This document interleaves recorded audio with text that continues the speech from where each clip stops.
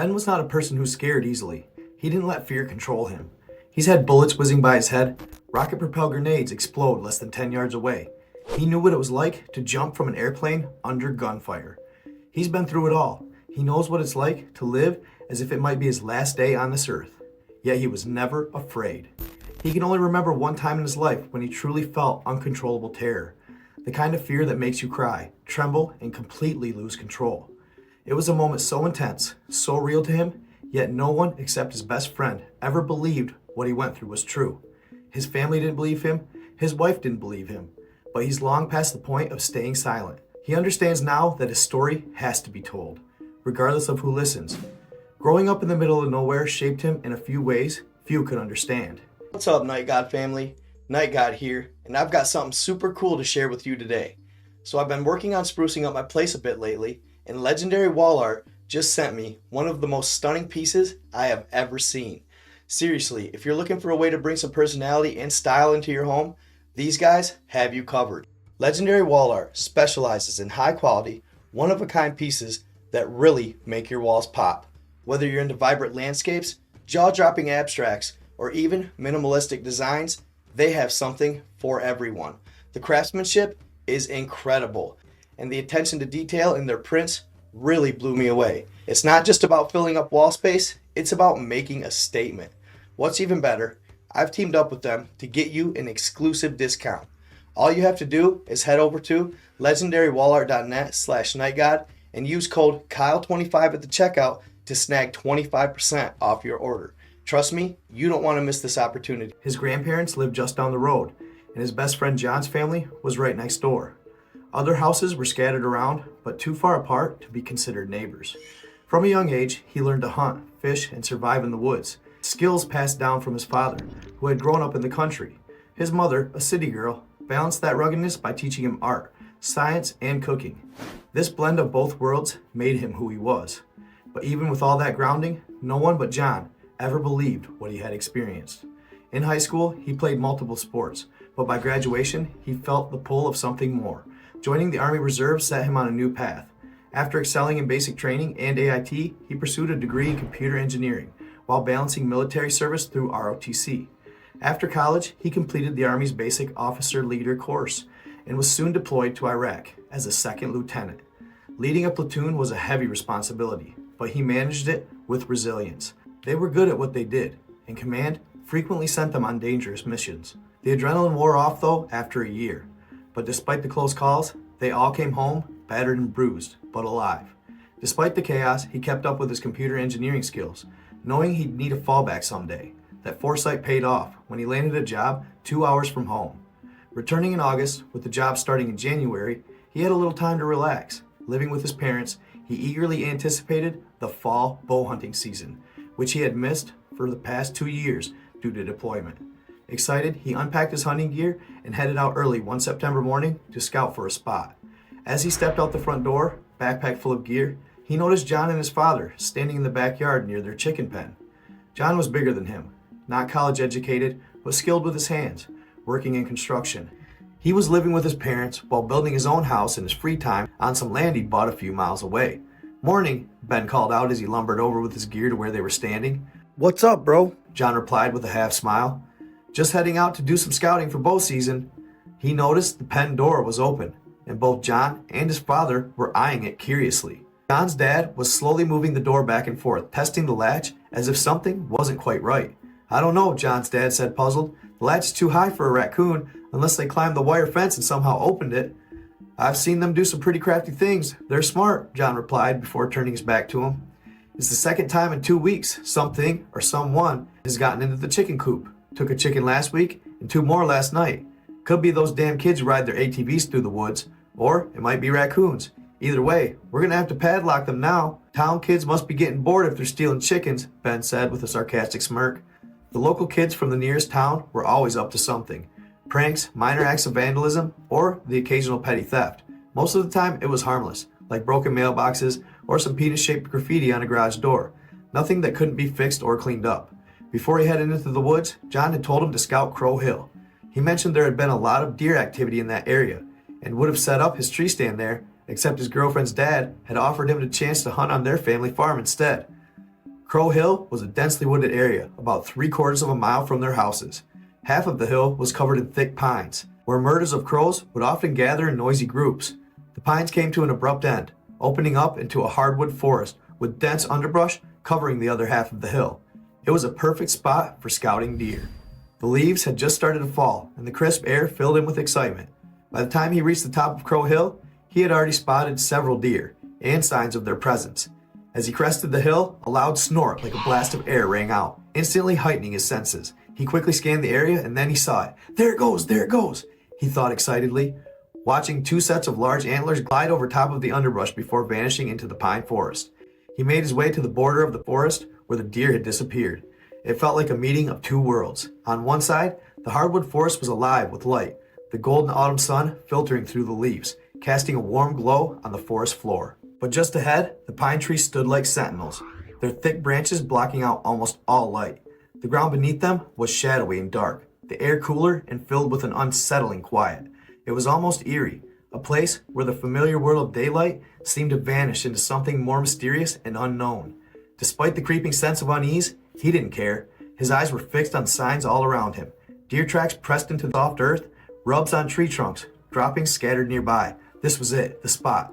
The thrill of the hunt surged through him, his senses alive with anticipation of what might be hiding just beyond the dark veil of the pines. He turned in slow circles, scanning the trees, searching for the perfect one to attach his ladder stand to. As he spun, something to his left caught his eye. About 10 yards away, there was a patch of ground that looked as though it had been deliberately cleared of leaves in a circular pattern. Curiosity piqued. He moved closer, his pulse quickening. What the hell? He muttered to himself, eyes narrowing as he tried to make sense of what he was seeing. In the center of the circle lay the body of a house cat, or what was left of it. The limbs were scattered half-assedly around the circle, the head missing entirely, and the rest of the body reduced to skin and bones. The cat had clearly been there a while. But the odd thing wasn't just its gruesome condition. Around the body were strange markings, lines, and circles etched into the dirt, as if someone had drawn symbols around the remains. Damn kids, he thought. It had to be the town's kids again, probably finding the cat, likely killed by a coyote or bobcat, and trying to make it look spooky with those strange symbols. The empty beer bottle nearby confirmed his theory. Despite how unsettling the sight was, his mind quickly shifted back to deer hunting. Whatever those kids were up to, it wasn't his concern. He brushed off the eerie discovery, dismissing it as another one of their stupid pranks, and refocused on the task at hand. He brushed off the unsettling find and resumed searching for a good tree. His eyes settled on a large tree perfectly positioned between the edge of the hill he had just climbed and the dark expanse of the pine forest. A bit of a clearing ran from the base of the tree to the hill's edge, making it an ideal spot. Pulling his large bowie knife from his backpack, he set to work, cutting away small shrubs and branches, clearing a path for himself. The sharp blades sliced through the undergrowth with ease. As he was nearly finished, the flapping of wings and the familiar squawking of a murder of crows broke the stillness, echoing from the pine forest. Something had spooked them. Then came the low hum and hiss of an ATV engine, growing louder as it passed by. That's probably what scared the birds, he thought. He figured he must be near one of them trails that ran behind the houses. He paused for a moment, listening as the sound of the engine faded into the distance, before returning to his work, ready to set up for the hunt. He made his way through the underbrush, heading towards the sound of the ATV. Just 20 yards from the tree he had chosen, he came across a dirt ATV path. Taking his bowie knife out again, he cleared out a walkway from the tree to the path, marking both the tree and the trail with a ribbon for later. Satisfied, he followed the path back until the familiar woods behind his house came into view. It was a perfect setup, an easy path to follow, and he wouldn't have to worry about scaring off any deer as he made his way to and from the tree stand. The next day, him and his buddy John took the four-wheeler up to the tree where he had marked off, setting up the ladder stand. He had since forgotten about the cat he'd found the day before. The stand seat and platform were about 25 feet off the ground, just the right height. From up there, he had a clear viewing of everything, from the ATV path behind him to the edge of the hill in front. It felt like the perfect spot, and with bow season just a few weeks away, he was eager to start hunting. When the season finally arrived, he spent his days and evenings in the woods, ready for the moment he'd been waiting for. Each day, he'd walk the familiar path through the forest as he approached his tree stand. With ease, he climbed up, settling into the stand that now felt like a second home. He saw plenty of deer and even a few bucks that he considered worth shooting. But he was holding out for the two monsters he'd seen when he was scouting. One of those bucks was what he was after. He always brought his cell phone with him, keeping it on silent just in case of an emergency. Strangely enough, living near radio towers, he got great reception from his tree stand. When things were slow, he would take pictures of the beautiful scenery around him or send texts to John, mocking him about the size of the deer he was going to shoot compared to anything John would get on his girlfriend's farm. And when the forest went still, games like Angry Birds helped pass the time. The day, or night rather, he felt real fear for the first time was October 23rd. It had been a cool, overcast day, perfect for hunting. He had errands to run in the morning and had promised his father to help with some housework in the afternoon, leaving only the evening for hunt, which was perfect to him. It meant he could hunt during the twilight hour, or as hunters call it, the magic hour. The last hour before sunset, when the world seems to glow a little brighter before darkness falls and all the animals begin to move. He pulled into the driveway and saw his father talking to Mr. Dawson, one of the neighbors. "How are you, Mr. Dawson?" Ben asked, stepping out of the car. "Oh, just fine. Glad to see you're home from overseas, Ben," Dawson replied with a smile, his black lab at his side. "Jake mentioned someone took his rabbits," his father said. "I told him about John's chickens." "Probably those town kids again," Dawson added. "They broke the chain clean off the pen last night, probably with bolt cutters. Now I've got to get a new lock." Later that evening, with his backpack and his bow in his hand, he headed into the woods. Just as he entered, he heard John's voice from the porch. "Got my deer this morning. Come over for a beer when you're done," John called. "Sure, after I get that big one walking right under my tree stand," he replied with a grin. It was a good 25 to 30-minute walk to his tree stand. By the time he arrived, he was tired, but the adrenaline kept him going. He moved silently through the brush to the tree, ascended the ladder, and pulled his backpack and bow up after him with a rope without making a sound. Once settled into the seat of his stand, with his bow on the hook, a sense of complete peace washed over him. He was surrounded by beautiful nature, even on this overcast day. He pulled his phone from his backpack, checked the time, 5:03 p.m., perfect. The magic hour would start early because of the cloud cover, and excitement coursed through his veins. Everything felt perfect. The wind was in his face, so any deer coming over the hill or out of the pine forest wouldn't catch his scent. Smaller animals scurried across the forest floor, headed to their burrows or nests for the night, and in the distance, the faint hoot of an owl echoed, signaling the start of the evening hunt. 5:55. He slipped his phone back into his pocket and let his eyes adjust to the dimming light. His adrenaline surged as thoughts of one of those large bucks coming within shooting range raced through his mind like wildfire. Knowing he'd be walking home in the dark, he had packed a flashlight, and he quickly double-checked to make sure it was still in his bag. That's when he heard it, the unmistakable crunch of leaves. His eyes shot wide open, and his ears strained to pinpoint the source of the sound. This wasn't a small animal. The rhythmic, deliberate crunch told him something heavier was moving through the underbrush. There it was. The noise was coming from just over the hill's edge. His heart pounding, he reached into his backpack and carefully pulled out a pair of small binoculars. Peering through them, he scanned the area. His pulse quickened. It was a deer. Through the branches, he could make out the grayish-brown fur of the figure moving closer, but he couldn't yet tell if it was a buck or a doe. Just 10 more yards, and he'd have a clear view and a long shot. He slung the binoculars around his neck and quietly got ready to stand, his breath steadying as he prepared for the moment. It stopped, as if it didn't want to step into the clearing at the edge of the hill. The light was fading fast, and he feared he wouldn't get a shot at it. His heart sank as the deer moved left, disappearing deeper into the brush. He started to relax, accepting the fact that it wasn't going to come close enough to get a shot. But then he realized it was still moving, edging closer, but through the thicker brush on the left side of the clearing.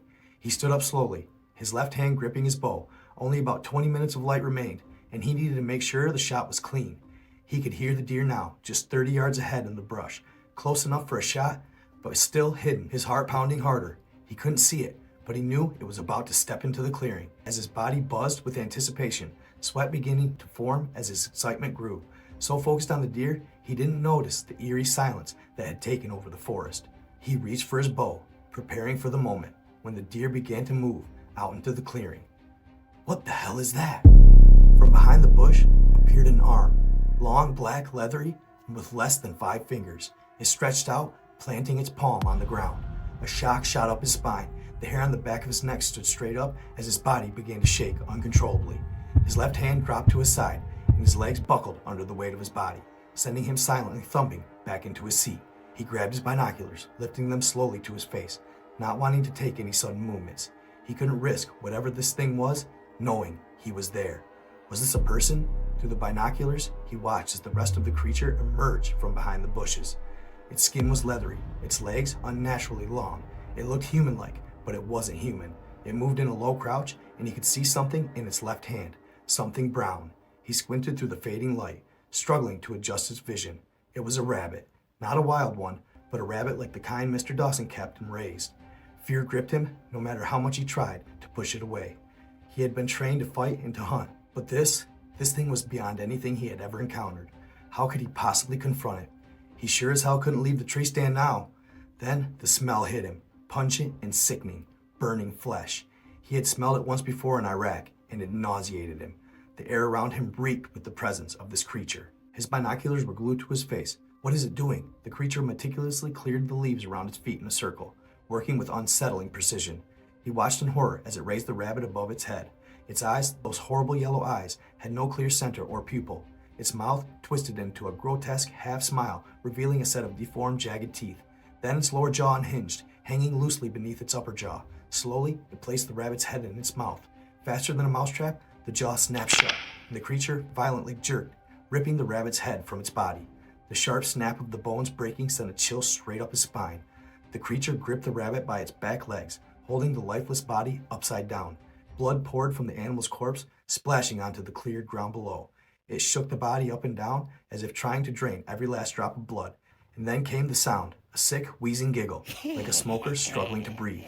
His eyes welled up with tears. He couldn't fight it anymore. Fear gripped him in a way he'd never felt before. He was crying. The military officer who had been shot at, nearly blown up, jumped out of airplanes, was now crying. It was almost completely dark, but he could still make out what the creature was doing. He slowly lowered the binoculars, concentrating on keeping his breath steady, trying not to cry out in terror. Snap, snap, snap. His head jerked backwards towards the creature. Every snap sent another shock of fear up his spine. The creature was dismembering the rabbit, piece by piece. The crackling of the bones sent violent shivers through his body. He watched as the creature meticulously placed each part of the rabbit's dismembered body within the circle it had cleared. Its long, bony fingers traced random forms in the dirt around the remains. It then lifted its hand, extending one of its grotesque fingers. Ben bit down on his lip, hard enough to nearly draw blood, desperately trying to keep from making a sound, as he watched it scoop the entrails from the rabbit's chest cavity and place them into its mouth. As the last bit of light faded from the sky, dread washed over him. He realized he would be stuck in the tree stand unless the creature left. I should text John to come get me, but then panic seized him. No, what if he sees the glow from my phone screen? What if he comes and it kills him? His mind raced, thoughts spiraling out of control. He hadn't even noticed the wind change. In the final silver of twilight, the creature suddenly froze, as if it sensed something. His heart sank.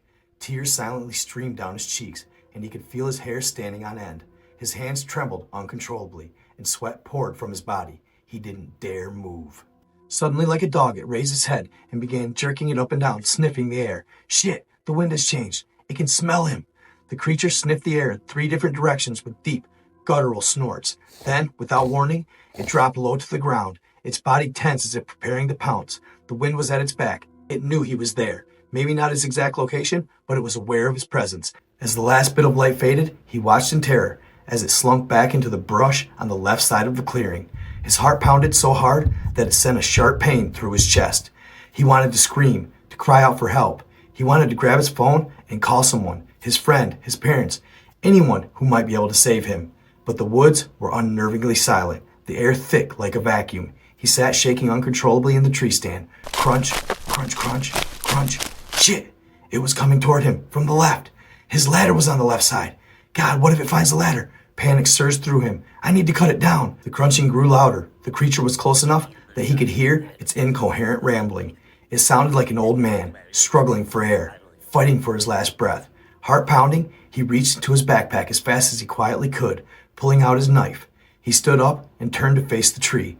Darkness swallowed everything. He couldn't see a thing, but his hands frantically felt along the rough bark, desperately searching for the cord holding the ladder to the tree. Ting! It was on a ladder. It's coming up the ladder. Panic coursed through him. Where's the cord? God, please! Then his fingers found it. He yanked hard, and the knife sliced through the cord with a sickening snap, like breaking bones. Without hesitation, he shoved the ladder away from the tree. He could feel the weight of the creature on it as it fell. With a thunderous boom, the ladder hit the ground, the creature crashing with it. A scream ripped through the air, piercing his ears and reverberating through the forest. He covered his ears, overwhelmed by the horrific sound. It was like the squeal of 100 pigs, mixed with the guttural roar that seemed to shake the night itself. He couldn't see in the darkness, but he knew he had enraged it. The sound of scrambling feet below told him the creature was already getting back up. He grabbed the tree to steady himself. The whole trunk was shaking. "It's climbing the tree!" He could hear the creature's fingers gripping the bark, nails digging deep into the wood. There was only 20 feet between him and it. Heart hammering, he grabbed his bow, pulled back the string, aimed straight down, and released an arrow directly below the stand. The arrow hit the ground, and the creature unleashed a scream even louder than before, a horrific, ear-piercing wail, like the sound of 1,000 pigs screaming at once. Fear consumed him. His breathing became loud and ragged, and he was practically whimpering like a child. His heart pounded so hard he thought it might break his sternum. Tears blurred his vision, but it didn't matter. He couldn't see anything in the darkness anyway. Shaking, he fumbled another arrow from his quiver onto his bow. "God save me, please! Off!" he screamed as he let the arrow fly into the same spot as before. Another ear-splitting squeal filled the air, and the tree stopped shaking. He could hear the creature below, tearing at the ground with its fingers, ripping into the dirt and leaves. The sound came from directly beneath him. His hands trembled as he tried to knock another arrow, but the noise was closing in, surrounding him. It was to his right, then to his left, then below, then behind him. The tearing sounds were everywhere. "No, are there more of these things? I'm gonna die. Did it call others?" He pulled back his bow with his third arrow, but the noise was everywhere, suffocating him in the dark. Guessing blindly, he shot in the direction of the sound to his left. The creature's screams continued to reverberate in his skull, so loud that his ears rang. One arrow left. He scrambled to prep his last shot, terror overwhelming him. The noise surrounded him entirely, as if thousands of these things encircled him. The squealing intensified, the shrill cacophony unbearable. With no other choice, he drew back his bow one last time and fired the final arrow directly beneath his stand. The squealing roar became unbearable, louder than ever. It must have hit it. He was out of arrows. He dropped his bow and slumped back into his seat, overwhelmed. The noise was so intense that he didn't even hear the bow hit the ground. Trembling, he picked up his knife and clutched it to his chest. His body was crashing. The adrenaline rush was fading rapidly. Silence. He didn't even notice it at first. His ears had stopped ringing. Was it gone? The woods were still, eerily so. All he could hear was the pounding of his heart as it slowly came down from its frantic pace. The trees were motionless, and whatever it was had either vanished or was standing perfectly still. He felt the last of his tears roll down his cheek, but he couldn't smell it anymore. In fact, he couldn't smell anything at all. His nose was stuffed from crying. His body was shaking, drained from the exhaustion of fear. I should text or call someone to get me, but he couldn't risk it. If he pulled out his phone now, the glow of the screen might give him away if that thing is still lurking nearby. He had no idea what time it was. Darkness swallowed everything. The only thing keeping him from succumbing to his exhaustion was the gnawing thought that the creature could still be out there, watching him from the shadows. Minutes passed, then hours. He was so tired, but sleep wasn't an option. Every now and then, the crunch of leaves echoed through the woods, and he gripped his knife tightly in response. But otherwise, the forest was unnervingly quiet. No creature stirring, no owls hooting, no bats screeching in the treetops, just silence. The first rays of dawn crept over the horizon, finally shattering the long stretch of darkness. Shapes and images slowly came into focus. He looked down and saw his bow lying on the ground next to the fallen ladder. The hair on the back of his neck stood up again. His heart pounded, and his breathing quickened. All around the base of the tree were symbols drawn in the dirt. The leaves had been cleared in a perfect 10-foot circle around the tree, and those strange, unsettling symbols were etched into the ground where the leaves once were. It was now or never. He grabbed his phone and texted John, the only one close enough with a four-wheeler to come get him. It was daylight. He didn't see the creature, but there was no way he was staying in the woods any longer, and there was no way he was climbing down just in case it was lying in wait beneath the bush. "John, I'm still in my tree stand. I need help." He waited. It was 7 a.m. Please, God, let him be up. "John, dude, it's 7 a.m. What the fuck are you still doing in your tree stand?" "He's up." Tears of relief welled into his eyes as he fumbled to reply. "Come get me. Please hurry." "Okay, I'm on my way." He put his phone down, utterly exhausted. He hadn't slept all night. Then, the familiar rumble of John's ATV filled the air a few minutes later. Adrenaline surged through his veins one last time. When John was close enough to see, he grabbed his backpack and jumped, 20 feet straight down. He hit the ground hard with a loud thump. Pain shot through his body as his left leg gave out beneath him, his ankle twisting sharply. But he didn't stop to assess the damage. He fought through the pain, pushed himself up, grabbed his bow, and hobbled as fast as he could towards the ATV trail. The fear from the night before flooded back as he ran, knowing this was the moment he was the most vulnerable. Now he thought, now was the time for the creature to strike. It was the perfect opportunity. Then, the smell. The burning flesh. The scent was back, thick and nauseating, filling the air around him. John pulled up to the clearing near the stand just as he reached the ATV trail and quickly jumped onto the back of the four-wheeler. "Did you just jump from the tree stand?" John asked, his voice full of shock. "And what smells like hell up here? Fucking drive, now!" he shouted, his voice trembling. Okay, John replied, spinning the four-wheeler around and tearing down the trail towards the house. But the fear wouldn't let go. He slumped forward onto John's back, his body too exhausted to hold himself upright. He barely had the strength to grip John's jacket to keep from falling off. The roar of the motor drowned out the sound of his sobs, tears of relief mixed with the overwhelming terror that had gripped him all night. "Are you okay?" John yelled over the noise, trying to navigate the trail. Ben didn't respond. He couldn't. He was too drained from the fear that had consumed him. The motor cut off, and he slowly lifted his head. They were outside his house. He still hadn't stopped sobbing. He rolled off the back of the four-wheeler and collapsed into the yard, the sobs racking his body. It was all he could do. Then everything went black. Ben sat up abruptly, scanning his surroundings in a panic. His mother, father, and John were there, their voices urging him to calm down.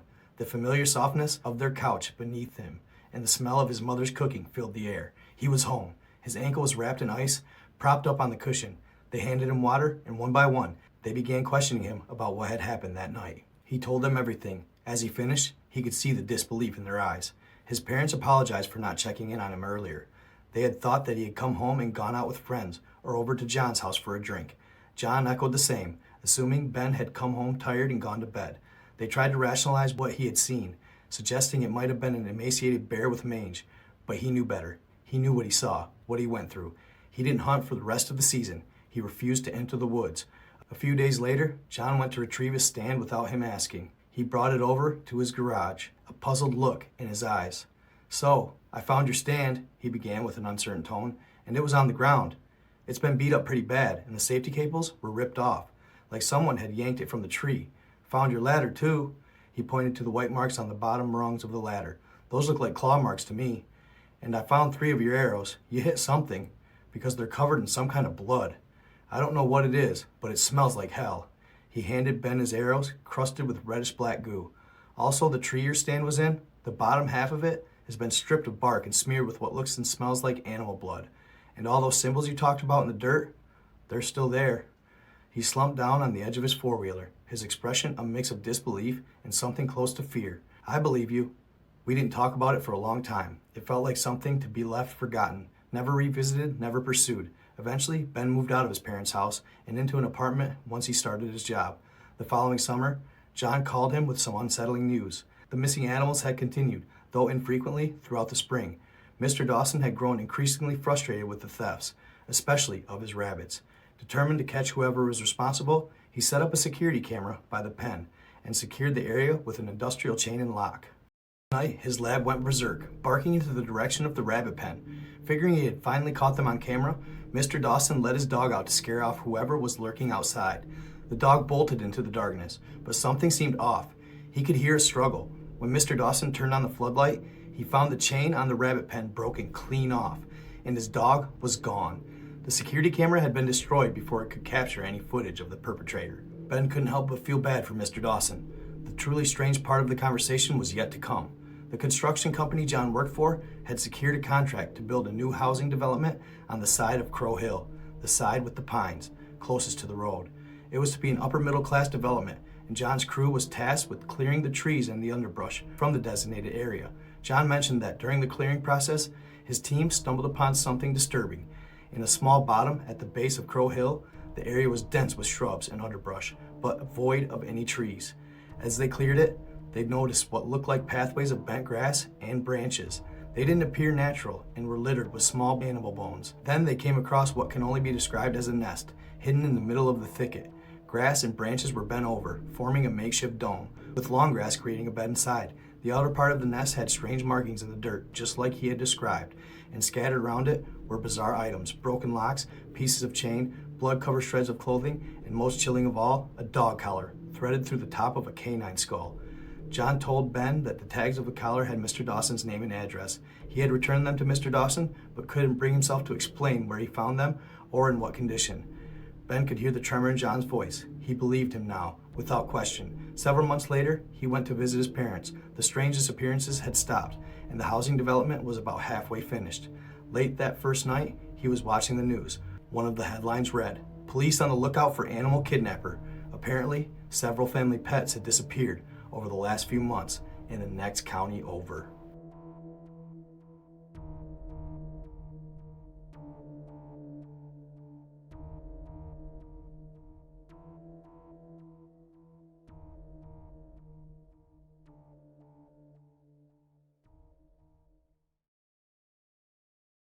What's up, guys? I hope y'all liked that video.